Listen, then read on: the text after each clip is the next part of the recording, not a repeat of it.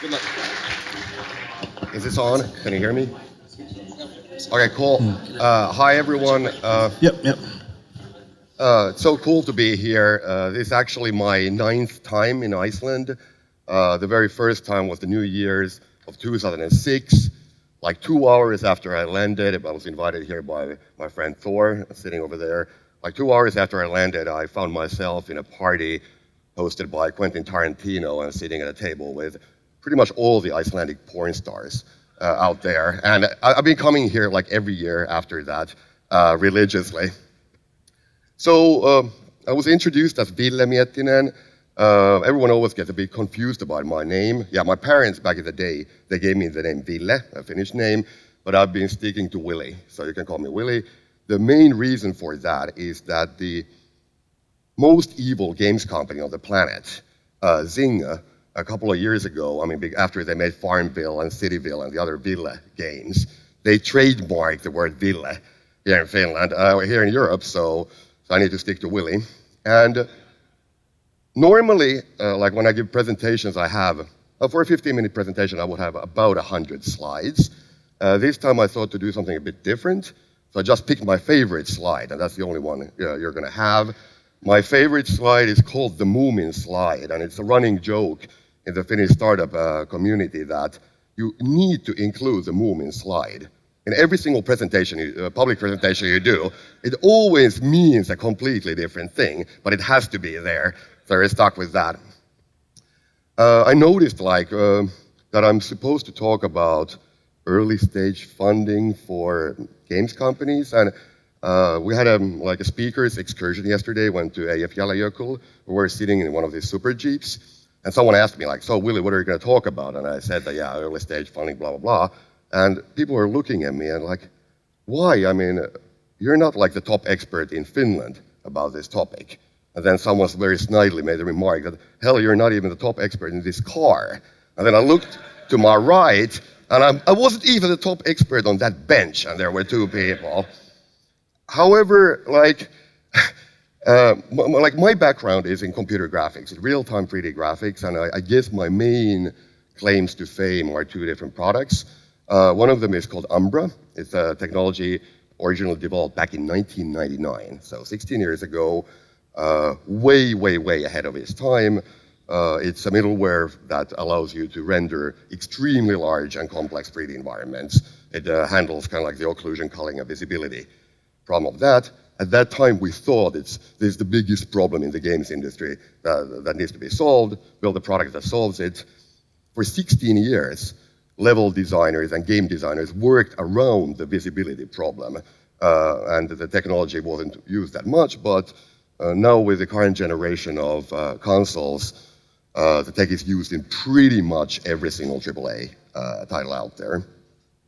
The other connection to the games industry is that in the early 2000s, I wrote the very first implementation of something that became known as OpenGL-ES, which is the graphics standard that's used on pretty much every single cell phone out there. And so the reason why a graphics guy is talking about in a gaming event is that in Finland, real-time graphics and games are, their histories are completely intertwined and connected. And yesterday, I was talking with some of the local people here about the birth of entrepreneurship in Iceland. I guess that the birth of entrepreneurship over here was that you somehow managed to get a bunch of guys on a boat and you went raping and pillaging. It's a fairly straightforward business model, not that scalable. Pivoting means that you get lost and you find yourself in America. The funny thing is that the roots of the Finnish gaming industry are also highly criminal, and I'm extremely proud of that. The roots of the Finnish gaming industry go back into the 80s. And at that time, I was a kid then, I guess most of you weren't born, but we were playing games, computer games. Those were distributed on C cassettes. Back then, since we couldn't really afford the games, we had to resort to the only thing we could do, which is to steal the games. So piracy. And at that time, piracy meant that you got a ghetto blaster, like a double-decker with two we're going to put 2 C cassettes. One is the original game. The other one is an empty C cassette. You press play and record at the same time. And the gaming industry thought, the publishers thought that this is a bit unfair. We're not paying them money. So they resorted to technological means and started adding copy protection to the games so that we couldn't just copy them. And of course, we didn't have anything but time on our hands as teenagers. We spent all of our time hacking around the copy protection, so removing it. And now, let's say purely hypothetically speaking, because if I would have circumvented the copy protection back then, what I would do is that I would also add a little digital signature, something like "cracked by Willie," to the title screen. And this started happening, and then someone realized that, wouldn't it be cool that that little "cracked by Willie" would be scrolling there? Or maybe put it on like a sine wave scroller, or do some little special effects there. And this was the birth of the demo scene, which is an art form to this day, but it used to be massively huge, especially in Finland, other Nordic countries, Germany and UK to some degree, not at all in the US. And so the demo scene in the very beginning was just adding tiny little special effects to cracked games, but it turned into an art form of its own. So basically, coders were showing their mad skills and supremacy to the other coders by doing graphical effects. And obviously, in this kind of competitive environment of showing how long your dick is, at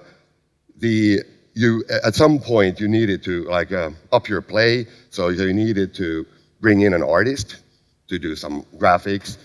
At some point, someone realized that it would be cool to add some music to this. So you needed a musician, you had to assemble a team, which became known, these teams became known as demo groups. And we started making these non-interactive demos. At this time, you gotta keep in mind that the demo scene was far ahead of what was the games industry in terms of technical excellence. So all the really cool new stuff, new inventions, the rise of 3D graphics, stuff like that, happened in the demo scene and not the games industry. And these demo groups, they started competing with each other. We started having big events. These days, for example, the assembly event, I think it's about 10,000 people getting together, and there is big competitions where people are showing off what they're able to achieve. And the really interesting thing there was kind of the cultural side of this, in the sense that even though it was highly competitive, my group is better than your group, and we can do cooler stuff, there was also the idea of information sharing. So the moment I would write a routine, let's say the world's first 3D effect of a particular kind, I would of course use that to go and win a demo competition, but then 2 seconds afterwards, I would tell everyone else how I did it. So the community as a whole was developing extremely rapidly, the change of information. And now the really funny thing about a demo group is that you had there a programmer, you had there an artist, you had a musician, you had also a swapper, so that was the guy who was sending the demos over floppy, because no internet at that time, so you put floppy disks in snail mail and send them over. So these are the 4 roles that you need in order to set up a games company. And what happened when we got out of our teen years, many people in Finland in the demo scene turned that into a profession. And all the first companies that were set up, the gaming and computer graphics technology companies, they were demo sceners. And it's kind of funny is that even to this day, I don't know the real names of many of the people there. I only know their demo scene nicknames or their handles. So I've been in board meetings, wearing a suit and a tie, and they're like, "Oh, hi, Darkshade," whatever your real name is. Now, so the demo scene was really the birth of the Finnish gaming industry. All the major studios founded in the 94, 95, 96 sprang out of that. Fast forward a bit to the 2000s, I think there was 3 major things that shaped the Finnish gaming industry. First of all, we had a very ambitious rubber boot manufacturer in Finland, and they make excellent rubber boots, by the way, but at some point they thought that it was a cool idea to also make PCs and televisions, and then they went and did some mobile phones for a while, and so we had our couple of years of being the kings of the world, kind of like your bankers for a couple of years, then it all crashed. But that helped the rise of the Finnish mobile gaming industry, and to this day, if you look at the different Finnish gaming studios, the bulk of them are mobile. The other big thing that happened is that we got ourselves organized. So Finns are funny in the way that whenever you have 3 Finns in a room, they will start up a labor union or some kind of an organization. So in 2002, we set up the IGDA, so International Game Developers Association Helsinki chapter. Initially, it was like 20 guys meeting in a pub once a month to drink beer. These days, it's 400 guys meeting once a month drinking beer. And it's probably the most active IGDA chapter out there. Not necessarily the biggest monthly meetings, but in terms of alcohol consumption. And the third big thing that happened was in the late 2000s. We had a big student movement, the Aalto Entrepreneurship Society, which then evolved into things like Startup Sauna, like one of the leading accelerators over here, and events like Slush. So I've been at every single Slush since the very beginning, and the first one was exactly this size. And this year it was a 15,000 person event. The interesting and cool thing that these entrepreneurial student kids did was that they made us realize that gamers and gaming companies, we are also a part of the startup ecosystem. Before that, it was extremely siloed. I mean, gaming guys sticking together, but then we realized that we're sharing the same problems that every other startup has out there, the same solutions. So we eventually joined the larger community. Now, to the actual topic, so the funding. I think it's safe to say that in the 90s and early 2000s, pretty much all of the Finnish gaming companies were funded by the good citizens of Finland in 2 different ways. I mean, we funded those companies with student loans, so thank you to all the taxpayers out there. But we also had like the government starting to invest quite a bit. The National Technology Funding Agency, I just heard the figures last night that they pumped about 80 million euros like over the years directly into this industry. Back then the titles, there was really no or very little actual VC activity, but back then the titles were mainly funded by publishers, and publishers, as you know, are a very special kind of a VC because they focus purely on games.